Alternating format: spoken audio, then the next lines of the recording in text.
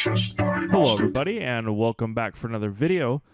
Test. This mic should be working. So today I'm going to look at just some visualization exercises that I talked about in my podcast, and I just want to show them in a video here just so if you didn't have an understanding from what I was talking about. Let's start with the board editor, clear board, and I'm just going to set these up. Now, I would recommend that you definitely do these exercises, if you do them at all, on a real board, not on a not on a computer board, basically.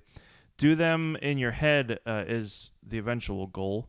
So let's see here. All right, white to play, black to play. I guess it would just be black to play.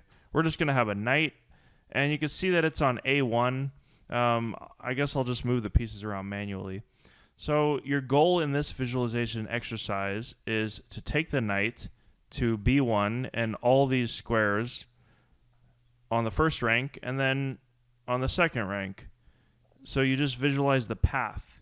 So the knight path would be here, and you want to find the quickest path. So you'd visualize the knight going here, here, here. So that's one path.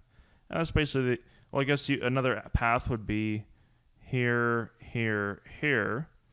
So you could see that when you're looking at a board, you're going to see a lot of paths. And I would recommend that you start just visualizing the 4 squares here, the 4x4. Now, if you watch strong grandmasters play blindfold chess, you can see that there's really no question about their visualization. The board is in their head. And it does get to be that way the stronger you get. I would say I have the board in my head, but if I look deeper than 1 or 2 moves in a variation, I'll start to get it'll start to become hazy. Now, very, very strong, super grandmasters, the board is extremely clear in their head, and that's a direct correlation between your chess strength, I would say. And this is another reason that I talk about chess books not really teaching chess as, I guess, efficiently as possible, because a lot of chess skill comes down to your accuracy of the board in your head. Your understanding of concepts is important, but really your visualization abilities, calculation abilities, combined with that understanding and I guess concrete knowledge of openings and endings, it all comes together to determine your chess strength. But a real key proponent of it is having the board in your head and visualization. If you can't see what's happening, and that's either on the board or off, then you really can't play it. So that's a fundamental thing to understand in chess. So you can see the visualization here, and then we'll end up the knight on B1. So how do we get to, what's the quickest way to get to C1? And you can visualize all these. Normally you just follow that path and look at all the alternate paths, even long paths. You could do something ridiculous like bring in the knight. I don't know, just whatever you want to do, really. But just keep it clear in your head, Find the quickest path along all of these squares and then up. All right, so that's that first visualization exercise. If you have any questions about that one, leave it in the comments. All right, so a second visualization exercise basically is to memorize all the squares of the board. So when you look at a board with your own eyes, you could just ask yourself what color is F8, right? It's dark. But if you close your eyes and you see it in your head, do you actually see what color it is? Now, this is a very simple way, a simple trick to memorize the actual board, because if you just try to brute memorize, I guess you could say brutally memorize the board like you would, some painting or something to recreate from memory, it's not going to happen because you don't have the association of the color in the square. And that association is what gives your mind the ability to latch on to the physical layout of the board. So if somebody shouts out to you, what color is B7, then you need to immediately associate it with the light color.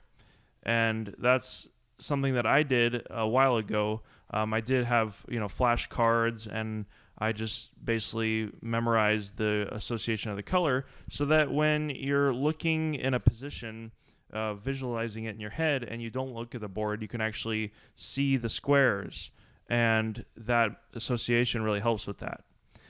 So you would basically, you should just really do it randomly.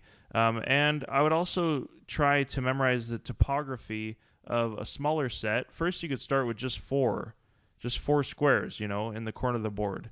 And then you want to expand it out.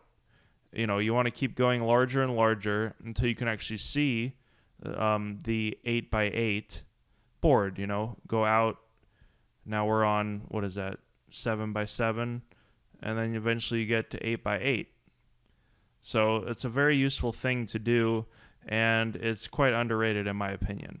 All right, so the last thing is something I learned in the rapid chess improvement thing. Well, actually, I'm going to include two more because this is very important too. So if you put a knight in the center of the board, do you see all the squares that it affects? 8 squares. All right, so a lot of weaker players have trouble with the knight, and the reason is because they can't see all the squares immediately. And this is another association exercise. So how they recommend in the book to do it is you take a knight and you place it on a square, and you physically touch all the squares that it is impacting. All right, so the knight over here, only 2 squares. You move the knight here, you can see all these squares here. So we have 4 squares. All right, so this is a good way to teach you the power of the knight and to immediately have the squares that it touches pop out at you. And what they recommend is you put the knight on a physical board and you physically touch the squares. Now, it sounds kind of stupid, but actually it's very, very effective to getting the knight squares to pop out at you instantly. If you move it here, I see the light squares that it touches. If you move it on a light square, you see the dark squares that it touches. Right? And you'll notice that the stronger a player is, like if you watch the Puzzle Rush videos, then really they're instantly able to solve tactics because all the connections between every piece is so instantaneous that there's no question of what's happening on the board. And that's really what they're doing, is they've stared at the board, they've analyzed so many positions, and they've seen so many connections between pieces that the actual powers of each piece it's just like a language. When you speak your native language, there's no question about the rules underlying it, and that's what's happening. All right, so that's the third one. The last one is a little more nebulous, but it's still effective. So you take a knight and you take a rook, and you can experiment with other variations of this. And then you take, let's go down. You take a white knight, or sorry, a white queen. You can do this with many pieces, and you're looking for basically ways you could put the knight or the rook here and the queen here. I guess that's in check. You're looking for ways to try to either fork the rook and the king, and you see which squares on the queen. For example, is there a fork here? Well, you can play here. The king can move, right? So you just experiment with placements of pieces. For example, if the queen was here, what fork is there? Or skewer, I guess you would say. Now the queen is threatening the king. So you look for different attacking formations, very elementary, but this is actually a very useful way to find relationships and hanging pieces in relation to a king or any other experiment you want to do. For example, the rook here. Is there a way that the queen can check the king and win this rook? Now, I don't see one right now, but you can experiment. For example, if the rook was put here, then is there a way to check? Is there a way to check? And yes, queen checks the king and the rook.